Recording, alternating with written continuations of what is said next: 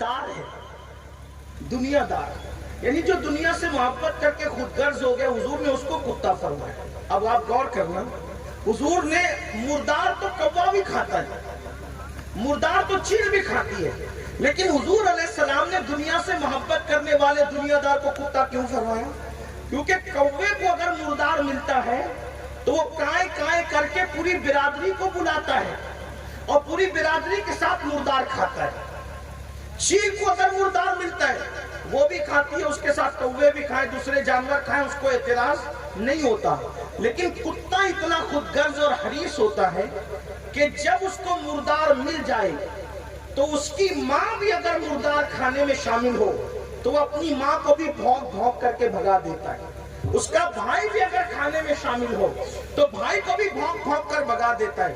پھر کوے اور چیل کا حال یہ، وہ صرف گوشت کھاتے ہیں یا چمڑا کھاتے ہیں، ہڈی چھوڑ دیتے ہیں۔ کوئی چمڑا کھائے گا تو گوشت چھوڑے گا، کوئی گوشت کھائے گا تو ہڈی چھوڑے گا، لیکن کتا اتنا خود غرض ہوتا ہے کہ وہ چمڑی بھی کھاتا ہے، گوشت بھی کھاتا ہے، ہڈی بھی کھاتا ہے اور کسی کو کھانے نہیں دیتا۔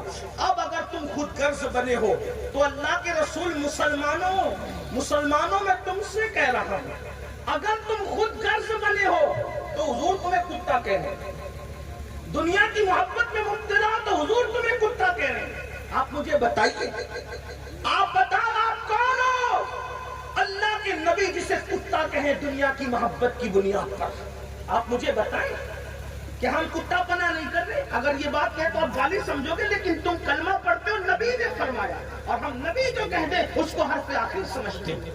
یہی ہے، سگا بھائی ترقی کر رہا ہے تم سے برداشت نہیں ہوتا، پڑوسی ترقی کر رہا ہے تم سے برداشت نہیں ہوتا۔ رسول اللہ نے کون سا معاشرہ بنایا تھا؟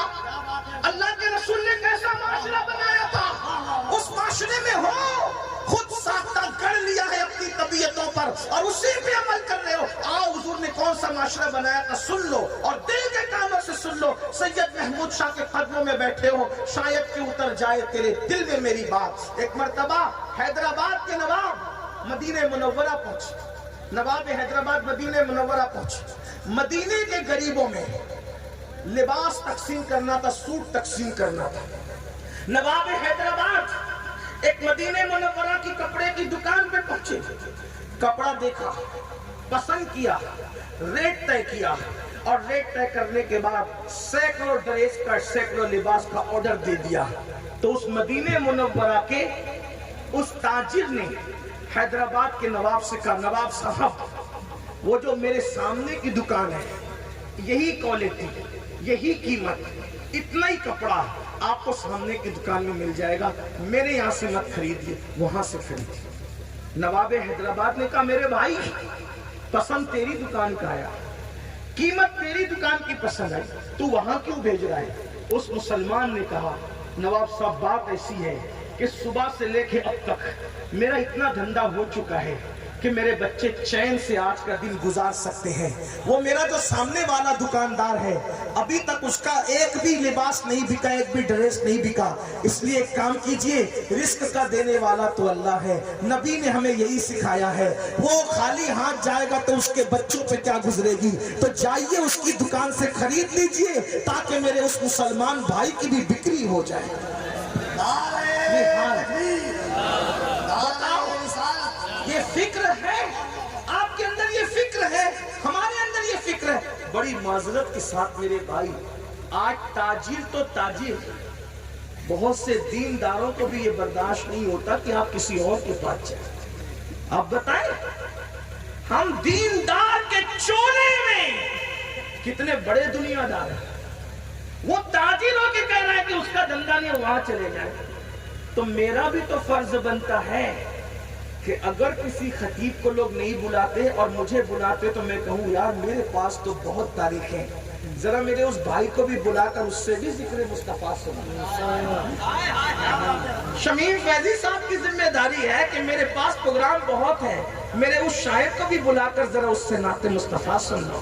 میرے بھائی کفیل انور جو ہر دن مصروف رہتے ہیں، ان کی بھی ذمہ داری ہے کہ میرے پاس تو نقابت کے حوالے سے بہت سے پروگرام آ چکے ہیں، ذرا اس میرے بھائی جو نقیب ہے اس کے پاس چلے جاؤ۔ اگر ہم ایک دوسرے کو اٹھاتے رہے تو بتاؤ، یاد رکھنا تم لوگوں کو اپنی حیثیت کے اٹھاؤ گے, توجہ کرنا, تم لوگوں کو اپنی حیثیت کے مطابق اٹھاؤ گے, اللہ تمہیں اپنی شان کے مطابق اٹھائے گا. تم لوگوں کی ترقی کے لیے کوشش کرو گے اپنی طاقت کے مطابق, اللہ اپنی شان کے مطابق تمہیں ترقی عطا فرمائے گا.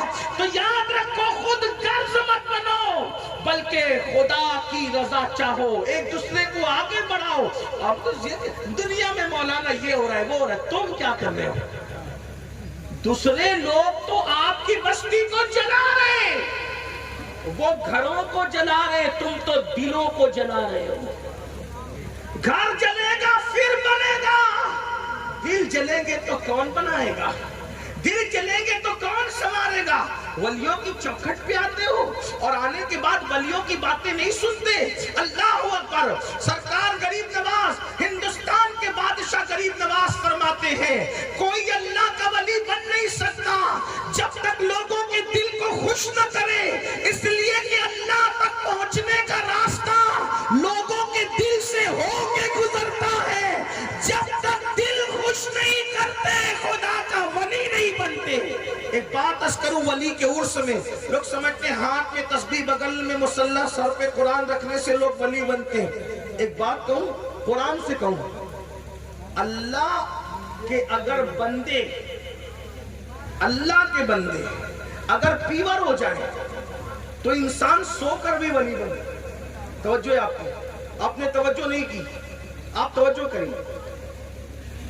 عبادت کر کے نہیں, اگر کوئی اللہ کا پیور بندہ, سچا بندہ بن جائے نا تو وہ سو کر بھی ولی بنے, سو کر. قرآن سے دلیل دیتا ہوں. اصحاب کہف غار میں جا کر عبادت کر رہے تھے یا سو گئے؟ آپ مجھے بتائیں. ان کی عبادت کا ذکر قرآن میں نہیں ہے, ان کے سونے کا ذکر قرآن میں ہے. تو پتہ چلا اگر ریاکار بنے گا ہزاروں سال عبادت کر کے بھی دھتکارا جائے گا, اور اللہ کا پیور بندہ بنے گا تو سونے میں بھی ولایت نصیب ہو جائے گا. سو کر بھی ولایت نصیب, سو کر بھی ولایت مل سکتی ہے. آپ انداز, بس اللہ کا بندہ بننے کی ضرورت. ہم سب بنے, اللہ کے بندے بنے, کتنے خود غرض. اب اس کا مطلب یہ نہیں معاذ اللہ کہ آپ فرض نماز چھوڑ دیں, اس پہ دلیل نہ بنائیں. میں نے ایک مثال دی آپ کے سامنے کہ اگر, اور اللہ کا پیور بندہ تو وہی ہو گیا جو فرائض ادا کرے گا, وہ فرائض سے کوتاہی نہیں کرے گا, لیکن بات کہنے کی ہوتی ہے. تو میں وہ جو روایت پڑھنے چلا تھا ذرا اس کو سن لیں. ایک دوسرے کو اٹھاؤ, ملک کے حالات کہیں بھی جا رہے ہو, دیکھو دوسروں کو کوسنے سے کام نہیں چلے گا. ہمیں کیا کرنا ہے وہ پلان کرو. اپنے بھائیوں کو آگے بڑھاؤ, رشتہ داروں کو آگے بڑھاؤ, احباب کو آگے بڑھاؤ. ایک نوجوان اللہ کے رسول کے پاس آتا ہے, بس یہ ایک بات, اس کے علاوہ ایک اور بات, دو بات کر کے بات ختم. یہ ایک بات کروں گا, اس کے علاوہ ایک بات اور کروں گا عرس کی مناسبت سے, اور بات ختم کر دوں گا. اس لیے کہ کافی تاخیر بھی ہوئی, موسم بھی سردی کا ہے, مجھے بھی سفر کرنا ہے. توجہ ہے آپ کی, عرض کر سکتا ہوں, غور سے سن لیں. ایک جوان اللہ کے رسول کے پاس آیا, حدیث پاک کے مفہوم کو اپنے الفاظ کے جامع میں پیش کر رہا ہوں. جوان اللہ کے رسول کے پاس آیا, آنے کے بعد اس نے کہا یا رسول اللہ میں بھوکا ہوں, میرے بچے بھوکے ہیں. پھٹے پرانے کپڑے تھے, چہرے کا رنگ پیلا تھا, رنگ بدل گیا تھا, آنکھ میں سونا سونا پن تھا, اور حضور کی عادت تھی جو بھی مانگنے کے لیے آیا حضور نے کبھی نہ نہیں کہا. حضور کبھی کسی کو نہ نہیں کہتے تھے, لیکن اللہ کے رسول جہاں معجزات دکھانے آئے تھے وہی نظام حیات بھی دینے آئے تھے. وہ جوان آگے کہتا حضور میں بھوکا ہوں, میرے بچے بھوکے ہیں, پریشان آ رہا, حضور مجھے کچھ عطا کریں. آقا نے اس کو بھی نہ نہیں کہا, لیکن اس سے فرمایا اے جوان کیا تیرے پاس کچھ ہے, تیرے پاس کچھ ہے, گھر میں کچھ ہے؟ حضور کچھ نہیں ہے, ایک کٹورا ہے میرے پاس, لکڑی کا کٹورا. آقا نے اسلام نے فرمایا وہ لکڑی کا کٹورا میرے پاس لا. وہ کٹورا لے کر کے آئے. حضور نے اپنے خوبصورت گورے گورے ہاتھوں میں وہ کٹورا لیا, اور لینے کے بعد اعلان کیا کون اس کو خریدے گا. اب اللہ کے رسول کے ہاتھ میں جب وہ کٹورا آ جائے, توجہ فرمانا, جو رسول اللہ کا تبرک ہوتا ہے, جو پنجتن پاک کا تبرک ہوتا ہے, جو اللہ والوں کا تبرک ہوتا ہے, تبرکات ہوتی وہ ہیں کہ اس کی طرح کچھ نہیں ہوتا. جب تک لکڑی کا کٹورا گھر میں تھا، صرف لکڑی کا کٹورا تھا، ایک بار میرے رسول کے ہاتھ میں کیا گیا، اب وہ لکڑی کا کٹورا نہ رہا، وہ تو رشک جنت بن گیا نا۔ اور پھر مجمع صحابہ کا تھا، صحابہ نے بڑی بڑی قیمت لگائی، بالآخر ایک صاحب نے بڑی قیمت دے کے خرید لیا۔ اللہ کے رسول نے وہ کٹورے کی قیمت لی اور اس نوجوان سے کہا، دیکھ مانگنے میں خیر نہیں ہے، محنت میں برکت ہے، محنت میں برکت، مانگ مت۔ اسلام میں دینے کی ترغیب ہے، مانگنے کا ذکر کہیں نہیں ہے۔ جب تک تم دیتے رہے غالب رہے، جب سے مانگنے لگے ہو نا، مانگ رہے ہو، جہیز کے نام پہ مانگ رہے ہو، کس کس چیز کے نام پہ مانگ رہے ہو، حالات دیکھیے، مانگ رہے ہیں مسلمان۔ اب تو حالات اس قدر ابتر ہو گئے کہ امام حسین کی سبیل کے لیے بھی میری قوم چندہ کرتی ہے۔ سوچیے، جو قوم امام حسین کے شربت کے لیے بھی چندہ کرے، وہ قوم کتنی چندے کی عادی ہوگی، سوچیے، غور کیجئے۔ جس نے خون دیا، خون کہیں سے مانگ کے نہیں دیا، اپنا خون بہایا، اس کے لیے ہم اپنے گھر سے بھی سبیل نہیں بنا پا رہے ہیں، چندہ کرنا چاہتے ہیں۔ جبکہ ایک ایک مسلمان ایسا ہے واللہ کہ اگر خود وہ یہ طے کر لے کہ میں نے شربت پلانا ہے امام حسین کے نام پہ، تو 365 دن کم پڑ جائیں گے، سنیوں کی سبیل زیادہ ہو جائے۔ لیکن مزاج بن گیا نا چندے کا، مزاج بنے چندے کا، چاہتے ہیں کہ کوئی کام چندے کے بغیر نہ کرے، جلسہ کرے تو چندہ کرے، سبیل بنائے تو چندہ کرے، امام حسین کے نام پہ کھچڑا بنائے تو چندہ کرے، اتنے عادی ہو گئے وہ چندے، یعنی لاشعوری طور پر تمہیں کہیں نہ کہیں مانگنے کا عادی بنایا جا رہا ہے۔ میری قوم کے جوانوں، اللہ کے رسول نے پوری ظاہری حیات میں صرف ایک مرتبہ اعلان کیا تھا، بس ایک بار، جنگ تبوک کے موقع پہ، کہ کون لا کر اللہ کی راہ میں دیتا ہے۔ اس کے علاوہ حضور کا اس طرح سے اعلان آپ کو پھر پوری زندگی کے اندر نظر نہیں آئے گا۔ مسلمانوں کہاں ہو، بلکہ میں تو آپ کو ایک مشورہ دیتا ہوں، مسجد 6 مہینے کے بعد بناؤ، مسجد بنانے سے پہلے مسجد کی آمدنی کے لیے کوئی عمارت بناؤ، تاکہ کچھ مسجدیں ہماری ایسی ہو جو بغیر چندے کے چلے۔ مدرسہ 5 سال کے بعد بناؤ، مدرسے سے پہلے کوئی ایسی عمارت آمدنی کی اس کی بنا دو، تاکہ کچھ مدارس بغیر چندے کے چلے۔ میرے آقا علیہ السلام کے پیارے دیوانوں، ہم چندے، آپ لاشعوری طور پہ عادی ہو رہے ہو، مانگنے کے عادی۔ اسلام دینے کا مذہب ہے، مانگنے کا مذہب نہیں۔ آقا نے فرمایا اوپر والا ہاتھ بہتر ہے نیچے والے ہاتھ سے۔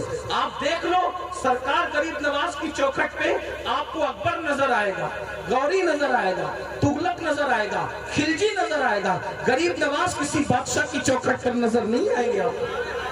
آپ دیکھ لو، ولیوں کے ماننے والے سنیو، یہ تم نے بدعتیوں سے سیکھا ہے مالداروں کی گداگری، ورنہ ہمارے اولیاء تو وہ ہیں۔ واللہ حضرت محبوب الہی نے خانقاہ کے 2 دروازے بنائے تھے، بادشاہ کہتا تھا ملنے آنا ہے، ملنے آنا ہے، ملنے آنا ہے، محبوب الہی فرماتے تھے ہمیں بادشاہوں سے کیا کام، جو بادشاہ حقیقی سے 5 وقت ملتے ہو، وہ دنیا کے بادشاہ سے کیوں ملے؟ ہم تم سے نہیں ملتے کیونکہ ہم تم سے ملنے کے آداب نہیں جانتے، اور ہم تمہیں اس لیے خانقاہ میں نہیں بلاتے کہ ہم تمہاری مہمانی کے آداب نہیں جانتے۔ اگر بادشاہ ایک دروازے سے آئے گا تو خانقاہ کے 2 دروازے اس لیے بنائے ہیں، ایک سے وہ آئے گا، دوسرے سے ہم چلے جائیں گے۔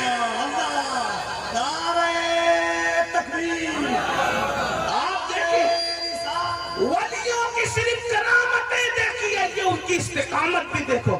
اور ایک محفل میں ہو گیا، توجہ کریں، عنوان نہیں ہے لیکن بات آگئی ولی کی مناسبت سے، ایک محفل میں ہو گیا کیا کہ کسی کا انتقال ہوا، اور وہ تعلق والا تھا، بادشاہ کا بھی تعلق والا تھا، محبوب الہی کا بھی۔ بادشاہ کو پتا چلا میرا بھی متعلق ہے اور محبوب الہی کا بھی تعلق والا ہے۔ محبوب الہی اتنے اخلاق والے کہ جنازے میں ضرور آئے، تو کہا اچھا خانقاہ میں نہیں آتے، مجھے نہیں بلاتے، خانقاہ میں مجھے نہیں بلاتے، میرے دربار میں نہیں آتے، میت میں تو آئیں گے نا محبوب الہی۔ محبوب الہی کو جانتے ہو کہ نہیں جانتے؟ سرکار نظام الدین اولیاء کو جانتے کہ نہیں جانتے؟ میرے امام اہل سنت لکھتے ہیں ولایت کی دنیا میں دو محبوب بڑے مشہور ہوئے، دو محبوب ولیوں میں دو محبوب بڑے مشہور ہوئے ہیں۔ ایک تو محبوب سبحانی ہے، بغداد کا دولہ، ہم قادریوں کا پیر غوث اعظم ہے، اور دوسرے محبوب الہی سرکار نظام الدین اولیاء کی ذات ہے جو مقام محبوبیت میں مشہور ہوئے۔ تو اس نے سوچا محبوب الہی آئیں گے میت میں، تب تو ملاقات ہو ہی جائے گی۔ اب سنو حال سنو، کیا غجور لوگ تھے یہ ولی لوگ۔ کہاں گئی غیرت سنیوں، کہاں گئی؟ محبوب الہی میت میں پہنچے، بادشاہ پہلے سے جا کے بیٹھا ہوا تھا۔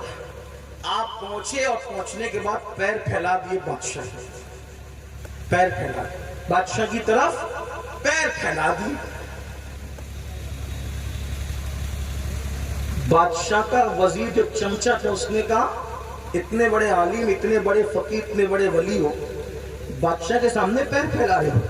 ہنس کے کہتے ہیں کیوں نہ پھیلاؤں، دنیا کا دستور ہے جہاں ہاتھ پھیلتے ہیں وہاں پیر نہیں پھیلتے، اور جہاں ہاتھ نہیں پھیلتے وہاں پیر ہی پھیلا کرتے ہیں۔ تیرے بادشاہ کے سامنے پیر پھیلا کے بتا رہا ہوں، مسجد میں پیر نہیں پھیلاتا اس لیے کہ وہاں ہاتھ پھیلاتا ہوں، اور اس کے سامنے ہاتھ نہیں پھیلاتا اس لیے اس کے سامنے پیر پھیلاتا ہوں۔ یہ غیرت تھی ان لوگوں کی، آج کہاں گیا مسلمان کی غیرت؟ اور یہ غیرت کب آتی ہے؟ جب دولت آتی ہے، ایمان کے ساتھ جب دولت آتی ہے تب یہ غیرت آتی ہے۔ غریب لوگوں کا کام ہے، مفلس لوگوں کا کام ہے۔ محبوب الہی کا اس دور میں 200 روپے کے حساب سے ماہانہ خرچ تھا لنگر کا۔ جب لوگ ایک آنے میں بھی مکان خرید لیتے تھے، جب میرے سرکار محبوب الہی 200 روپے لنگر پہ لٹاتے تھے۔ ایک دن بادشاہ نے کہا یہ نظام الدین ہمارے ماننے والے سپاہیوں کے چندے پہ لنگر کرتا ہے اور لوگوں کے دل جیتتا ہے، خبردار کوئی سپاہی نظام الدین کی خانقاہ میں نہیں جائے گا اور کوئی اس کو نذرانہ نہیں دے گا۔ حضرت امیر خسرو نے آگے کہا سرکار بادشاہ کا اعلان ہوا ہے کوئی سپاہی آج کے بعد خانقاہ میں نہیں آئے گا، آپ کو نظر پیش نہیں کرے گا۔ کہا کیوں؟ کہ وہ کہتا ہے کہ ہمارے چندے پہ لنگر کرتے ہیں اور لوگوں کا دل جیتتے ہیں۔ محبوب الہی نے مسکرا کے کہا آج کے بعد لنگر کا خرچہ ڈبل کر دو تاکہ اس کو پتا چل جائے ہم چندے پر لنگر نہیں کرتے، خدا کی عطا پر کرتے۔ یہ ہمارے بزرگوں کی شان۔ ایک دن بادشاہ ملنے کے لیے آ ہی گیا، ایک دن بادشاہ ملنے کے لیے آ ہی گیا۔ محبوب الہی نے بولا میں نہیں ملوں گا، اس کو میرا استبل گھما دو، جاؤ میرا استبل دکھا دو۔ یہ لوگ ہیں، آپ کیا سمجھ لیں لوگ ولیوں کو؟ کیا ہمیں پتہ ہی نہیں، بتائی نہیں گئی ہے، ہم نے کبھی پڑھنے کی جاننے کی کوشش نہیں کی ہے۔ محبوب الہی سے بادشاہ ملنے آیا اور کیا ہوا؟ آپ نے بنایا جاؤ اس کو میرا استبل دکھاؤ۔ استبل کس کو کہتے ہیں؟ جس میں گھوڑے بنتے، گھوڑے بنتے، استبل دکھاؤ۔ بادشاہ کو استبل میں لے گئے تو گھوڑوں کے گلے میں جو چین تھی، زنجیر، وہ سونے کی تھی اور جو کھوٹیاں تھی وہ چاندی کی تھی۔ بادشاہ نے جب گھوڑوں کے، بیلوں کے، گایوں کے، بکریوں کے گردن میں سونے کی زنجیر اور کھوٹیاں چاندی کی دیکھی تو کہا واہ، ہمیں دنیا دار کہنے والا نظام الدین اتنا بڑا دنیا دار نکلا۔ ہم نے تو گھوڑوں کو سونے کی زنجیر نہیں پہنائی اور تمہارے پیر نے پہنا دی۔ کوئی دوڑتا ہوا مرید گیا کہا سرکار آپ کو ایسا بول رہے، کہا اس کو جا کے جواب دے یہی تو فرق ہے تجھ میں اور مجھ میں کہ تو نے اس سونے کو دل میں جگہ دی ہے اور میں نے اس سونے کو جس کا وہ حقدار تھا وہاں جگہ دی ہے۔ وہ جانوروں کے گلے میں رہنے کی چیز تھی، میں نے اس کو جانور کے گلے میں رکھا، اپنے دل میں نہیں رکھا۔ دل میں تو یار بستا ہے، دل میں تو یار کا پیار بستا ہے۔ یہ وہ لوگ ہیں میرے بھائیوں جنہوں نے حکومتیں بانٹی، جنہوں نے آج ہم کیا ہو گئے؟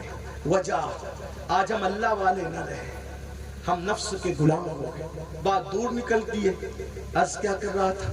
وہ جوان حضور کے پاس آئے، حضور نے اس کا کٹورا لیا، کٹورا نیلام کیا اور کٹورا نیلام کرنے کے بعد فرمایا مانگنا نہیں چاہیے، محنت میں برکت ہے۔ بول کیا کرنا جانتا ہے؟ حضور مجھے کچھ نہیں آتا، صرف لکڑیاں کاٹنا جانتا۔ آقا نے فرمایا جاؤ کڑہاڑی لے کر آؤ۔ وہ کڑاڑی لانے گئے، حضور نے وہ ڈنڈا تیار کر کے رکھا اور کڑاڑی میں لگایا اور فرمایا یہ لو جاؤ محنت سے لکڑی کاٹو پیسہ کماؤ۔ وہ روزانہ لکڑی کاٹتے پیسہ کماتے، لکڑی کاٹتے پیسہ کماتے۔ جو مانگنے آیا تھا کچھ دنوں کے بعد وہ نذرانہ لے کر آیا، چہرے کا رنگ بدل گیا، جو پیلا رنگ تھا وہ سرخ ہو گیا، آنکھیں خالی تھے آنکھیں بھر گئی، اللہ اکبر، پریشانی دور ہو گئی، پھٹے پرانے کپڑے اچھے کپڑوں میں تبدیل ہو گئے۔ پتہ ہے میرے آقا کے پاس آئے، حضور یہ نظر لے کر آئے۔ سرکار نے نظر تو ہاتھ میں نہیں لی، فرمایا اس کو پہچانتے ہو؟ صحابہ نے کہا جی حضور اس کو جانتے ہیں، یہ وہی ہے نا جو کٹورا بیچ کر کے اس کو کڑاڑی دی گئی تھی۔ ہاں آقا نے فرمایا۔ پھر اس کے بعد میرے آقا علیہ السلام نے فرمایا اللہ تجھے مزید برکت دے، یہ نذرانہ لے کر جا، اپنی اولاد پر اپنے بچوں پہ خرچ کر، محنت میں برکت ہے۔ اور اس کا ہاتھ جب حضور نے دیکھا، پہلے اس کا ہاتھ نرم تھا اس جوان کا، لیکن چند دنوں کے بعد لکڑی کاٹتے کاٹتے اس کا ہاتھ سخت ہو گیا، ہاتھ میں چھالے آ گئے۔ حضور نے اس جوان کا ہاتھ لیا اور ہاتھ اب اس کا سخت ہو گیا تھا۔ آقا علیہ السلام نے ہاتھ لیا اور ہاتھ لے کر کے چوم لیا اور فرمایا جو ہاتھ حلال کماتے کماتے، جو ہاتھ حلال کماتے کماتے سخت ہو جاتے ہیں، اللہ ان ہاتھوں پر جہنم کی آگ کو حرام فرما دیتا۔ کاروبار کرنے میں شرم محسوس مت کرو، کمانے میں شرم محسوس مت کرو، مالدار بنو، لوگوں کے ساتھ جینا ہے۔ اور آخری بات، ولیوں کے آستانے پر جاؤ نا، ادب سے جاؤ۔ ولیوں کے آستانے پہ جاؤ تو ادب سے جاؤ، جتنا ادب کرو گے اتنا ملے گا، یاد رکھنا۔ بہت سی چیزیں ایسی ہوتی جو فرض و واجب نہیں ہوتی، صرف آپ کے دل پر وہ ہوتی ہے۔ جیسے مثال کے طور پر ہم لوگوں کو یہ بتایا گیا بچپنے سے، جہاں ولی کا آستانہ ہو بیٹے وہاں کبھی پیر لٹکا کے نہیں بیٹھنا، توجہ کرنا۔ تو مانگنے سے جو نہیں ملتا ولیوں کے یہاں ادب کرنے سے ملتا ہے۔ اب لوگ ولیوں کے آستانے پہ جاتے ہیں، وہاں پر کیا ہوتا ہے؟ بھول اپاڑ کرتے ہیں، مستی مذاق کرتے ہیں۔ آپ کے یو پی میں کیا ماحول ہے مجھے نہیں پتا، عرس کے ماحول کو لے کر میں ہندوستان بھر میں دیکھ رہا ہوں کہ جب عرس ہوتا ہے ایک دن آپ علماء کی تقریر کراتے ہو اور ایک دن قوال اور قوالن کا مقابلہ کراتے ہو۔ اب بتائیں آپ کتنی بری بات۔ دیکھو یہاں نہیں ہوتا ہے لیکن یو پی میں ہوتا ہے، ہاں مجھے سب پتا ہے، اور نہیں ہوتا تو اچھا ہے، بہت اچھا ہے۔ دیکھو جو خانقاہی محفل سما ہے، توجہ کرنا، جو خانقاہی محفل سما ہے ہم اس کو حرام نہیں کہتے، بلکہ خانقاہی محفل سما کو تو ہم روح کی غذا کہتے ہیں۔ جو ہمارے غریب نواز نے کیا، محبوب الہی نے کیا، ہمارے مخدوم صاحب نے کیا، بلکہ ہمارے مخدوم صاحب کا قول تو اتنا سخت ہے اگر پڑھ دوں تو کچھ لوگوں کو ہضم نہیں ہوگا، تو میں ایسی بات نہیں کرنا چاہتا کہ ہضم نہ ہو۔ اگر آپ کا ذوق ہے، آپ کو اگر ذوق ہے تو لطائف اشرفی اٹھا کر کے پڑھیں تو آپ کو سمجھ میں آئے گا۔ ہمارے بزرگ قطب الاقطاب غریب نواز کے جانشین سرکار بختیار کاکی کا وصال محفل سما میں ہوا۔ مولانا احمد جان کا شعر پڑھا جا رہا تھا، کچھ تگانے خنجر تسلیم را، ہر زمان از غیب جانے دیگر است، اسی پر آپ کی روح پرواز کر گئی۔ تو محفل سما جو خانقاہی ہے ہم اس پر کوئی بات نہیں کرتے۔ یہ جو بازاری قوالی ہے، قوال اور قوالن کا مقابلہ، یہ نہ خانقاہی لوگ جائز کہتے ہیں نہ درسگاہی لوگ جائز کہتے ہیں۔ اب بتاؤ اس طرح کا عرس کرو گے، ادھر میک اپ کر کے قوالن بیٹھے گی، ادھر قوال بیٹھے گا میک اپ کر کے، اور اس کے بعد مقابلہ ہوگا، فحش اشعار پڑھے جائیں گے، اور کوئی دیوبندی وہابی کو لا کر کے کوئی مولوی بتائے گا دیکھو یہ سنیت ہے، تو بتاؤ اس سنیت کو کوئی قبول کرے گا؟ اپنے مسلک کو کون بدنام کر رہا ہے؟ تم سنی خود بدنام کر رہے ہو۔ اور یہ ولی لوگ تم پہ لعنت کریں گے کہ میرے آستانے پہ پوری زندگی میں نے شریعت پہ گزاری، تو قوال اور قوالن کو یہاں لا کے بٹھا دیا، جنہوں نے کبھی عورت کا منہ نہیں دیکھا، نامحرم عورتوں کو نہیں دیکھا، آپ کیا کرتے ہو؟ تو عرس مناؤ، شرعی طور پہ مناؤ۔ اور سما کا پھر کہہ رہا ہوں